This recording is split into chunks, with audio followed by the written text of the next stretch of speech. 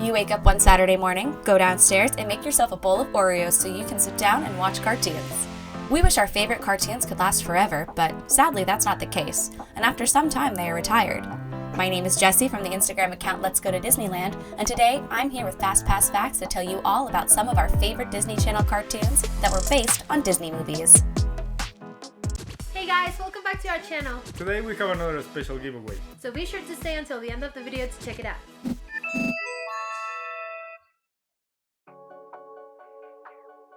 Disney's The Little Mermaid.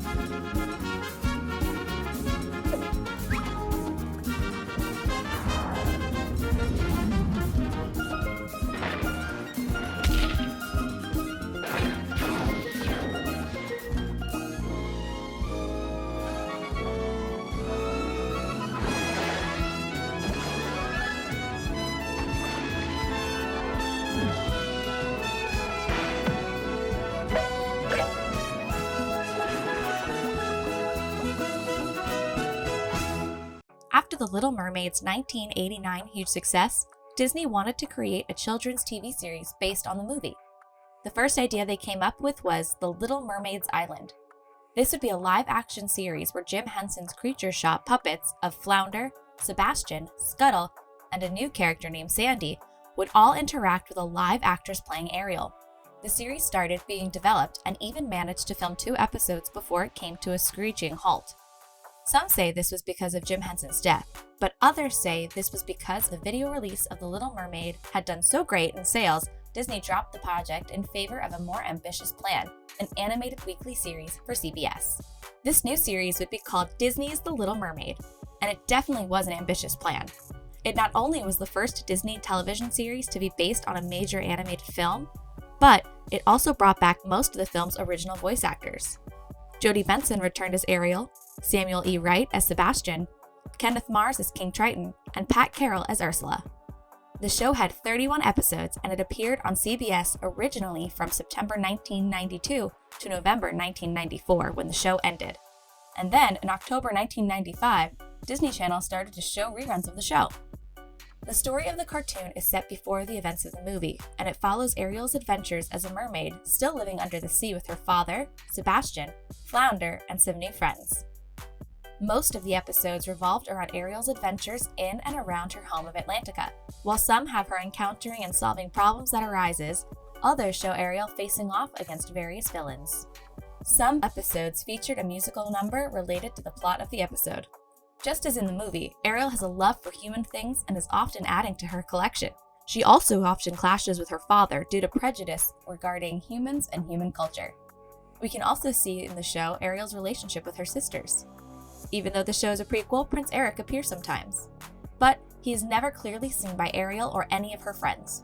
He is the one who changes Ariel's perception of humans after seeing him free a dolphin from a net. Thanks to him, she was no longer scared of humans.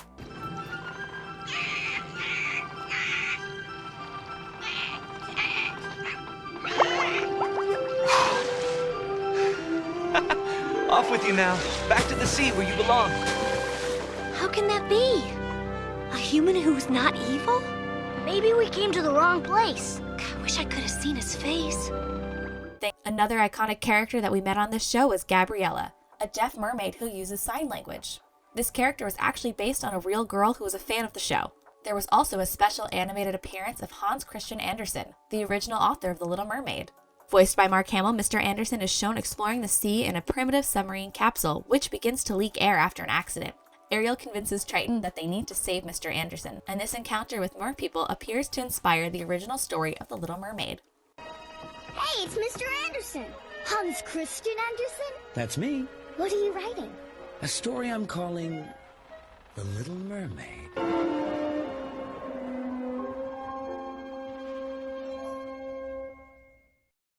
This show was broadcast on Disney Channel until 2010. It was also shown on Toon Disney until 2007 and then aired on Disney Junior from the channel's launch in 2010 until 2014. Aladdin, the animated series. Follow me to a place where incredible feats are routine every hour or so. Where enchantment runs rampant, yes, wild in the streets. Open sesame, here we go! Arabian nights, like Arabian days. They tease and excite, take off and take flight. They shock and amaze. Arabian nights, like Arabian days. More often than not, hotter than hot, in a lot of good ways. Pack your shield, pack your sword. You want air, don't get bored, don't get beaten. Oh God, you might. Come on down, stop on by, hop a carpet and fly to another Arabian night. Aladdin was the second TV series to be based on an original Disney movie. Just as in The Little Mermaid, the show brought back most of the film's original voice actors. Scott Wagner returned to give life to Aladdin. Linda Larkin did the same for Jasmine, just as Gilbert Gottfried did for Iago, and Frank Welker did for Abu. Sadly, Robin Williams did not return to voice the genie and was replaced by Dan Castellaneta. The Sultan's Douglas Seal was also replaced by Val Bitton. The show had 86 episodes, which was weird because Disney had a rule back then that limited series to 65 episodes per season. Aladdin had 3 seasons and originally aired on the Disney Channel in May 1994. In September of the same year, it began running on the Disney Afternoon block and CBS, until September 1995 when the show ended. The show is set just after the events of Return of Jafar, but was actually released almost 4 months before the movie. This made some aspects of the show confusing to some people, such as why Iago was now a good guy, or why the genie was still with them, but when the movie was released, these questions were answered. During the series, Aladdin and Jasmine are engaged and they live happily in the palace with all the squad. They all go through many adventures together and protect the kingdom and themselves against sorcerers, monsters, thieves, and more danger. Thankfully, the genie is there to help them get through everything. But because Aladdin had freed him, his powers don't work perfectly all the time. The show had lots of villains that appeared in just one episode, like Celine, a bratty mermaid who tries to steal Aladdin away from Jasmine, or Aged Algebraic, who was the genie's old master. And it also had reoccurring villains like Mosenrath, a strong young wizard that was always seeking to gain more magical powers and constantly tried to steal Genie's magic for himself. But the most reoccurring villain was Abbas Mal. Abbas Mal was an incompetent thief who had run in with Aladdin and lost. He then found Jafar's lamp and tried to use it to rule Agrabah, but of course he lost again, and spends the rest of his life trying to get revenge on Aladdin. The series not only started with a movie, but the finale was also a movie. That's right, the series ended with Aladdin, the King of Thieves. This movie showed Aladdin and Jasmine getting ready to get married, when Aladdin learns that his father is still alive. His father turns out to be the leader of the 40 Thieves, the group who raided Aladdin and Jasmine's wedding. Thankfully, it ends well. Disney Channel reran the series from 1997 until 2000. The show was shown on Toon Disney from April 1998 until December 2008. 101 Dalmatians, the series.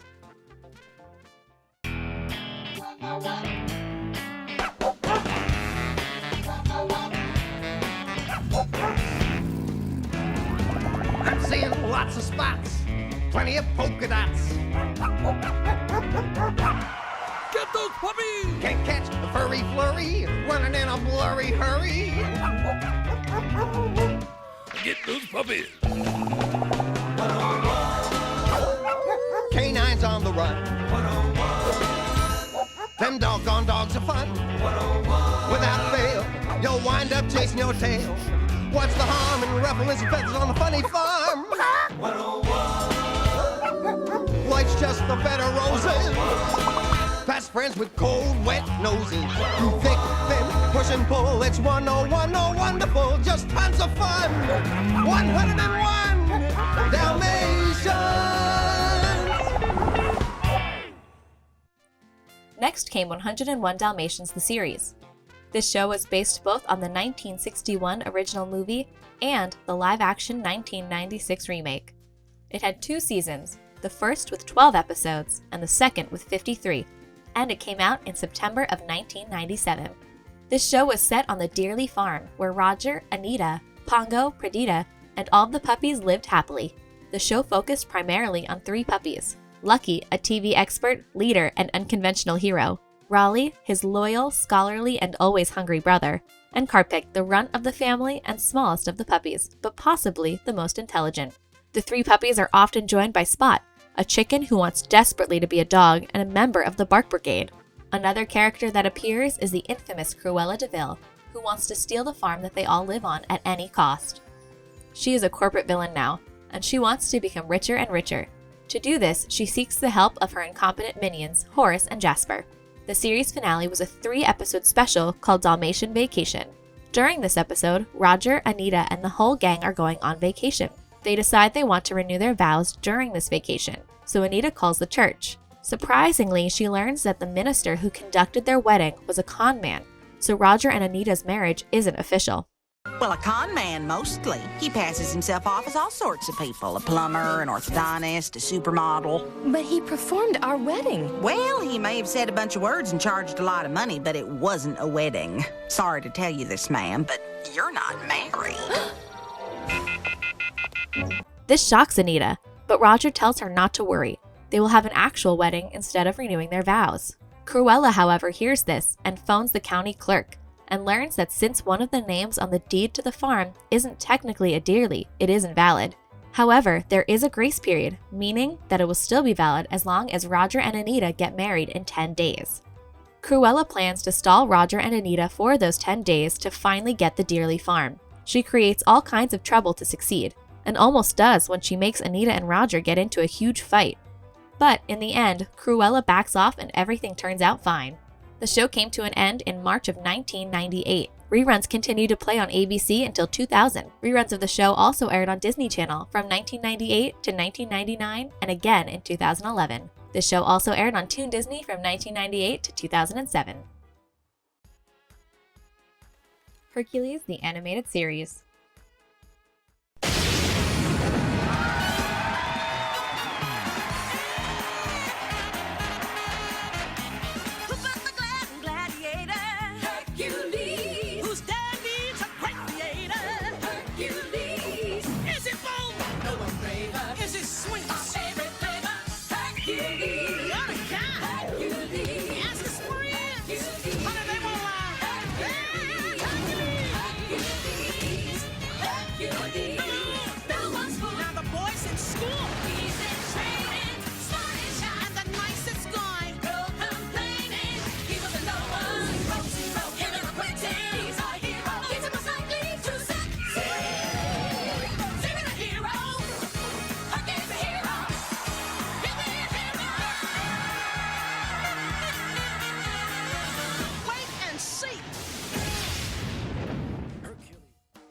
Hercules was next. The series was neither a prequel like The Little Mermaid, nor a sequel like Aladdin. Instead, the Hercules TV series is set during the film's song One Last Hope, during his years in training on the Isle of Idra under the tutelage of Phil. But it also ignored any continuity with the movie and only stayed true to the elements of humor and adventure in it. That caused the series to be full of plot holes and inconsistencies, but it somehow all worked out perfectly. It didn't matter that Hercules meets many of the heroes that Phil trained that are supposed to be dead, or the fact that Hades knows that Hercules is still alive. The show was a definite success. Like in the past TV series, the show managed to bring back some of the original voice cast. Tate Donovan returned to play Hercules. James Wood gave life to Hades once again, and Susan Egan comes back to voice Meg, even though she only appears in 2 episodes. Robert Costanzo replaces Danny DeVito as Phil, and Corey Burton took over for Rip Torn as Zeus. There were also many new characters, like Cassandra, voiced by Sandra Bernhard, who was a lonely girl that had visions of the future, usually bad. I've had my most grisly, most frightful, most apocalyptic vision ever. Words cannot describe the horror. You've got to help me. Your visions are always bad. And Icarus, voiced by French Stewart, Hercules' best friend. The show was filled with amazing big-name actors like Jodie Benson, who gave life to Helen of Troy, Diedrich Bader, who voiced Adonis, Jennifer Jason Leigh, who played Tempest, and many, many, many more. Seriously, this was celebrity heaven. In the show, Hercules is attending Prometheus Academy, a school for both gods and mortals, while he is training to become a hero. Like all teenagers, though, Hercules has to worry about peer pressure when the snobbish Prince Adonis ridicules him, all while battling Hades. His journey is accompanied by Icarus, who seems to be crazy because of the time where he had to escape a maze and flew pretty close to the sun, and who seems always to be getting into trouble. This results in Hercules always having to save him. Icarus is also obsessed with another student, Cassandra, who can see the future and who has joined Hercules and Icarus on their adventures. Zeus also appears in the series, giving advice and helping Hercules in his journey to be a hero, as well as Hades, Pain, and Panic, who are always trying to take over Olympus. Many gods and goddesses appear in the series also, like Apollo and Aphrodite. Meg also appears in the series. In this episode, Meg wants to forget all about her ex-boyfriend Adonis and ask Hercules for help to retrieve her grandmother's Aetolian amphoria, who she says has been stolen. I hear you're a hero. Wanna prove it?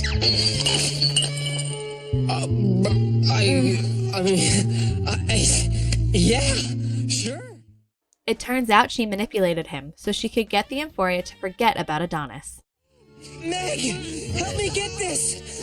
I'm sorry, Wonder Boy. Truly I am. Meg is kidnapped by Pain and Panic, and Hercules goes after her. A fight ensues for the amphoria, and Meg tells Hercules that she liked him from the beginning. Forget it, Wonder Boy. I liked you from the beginning.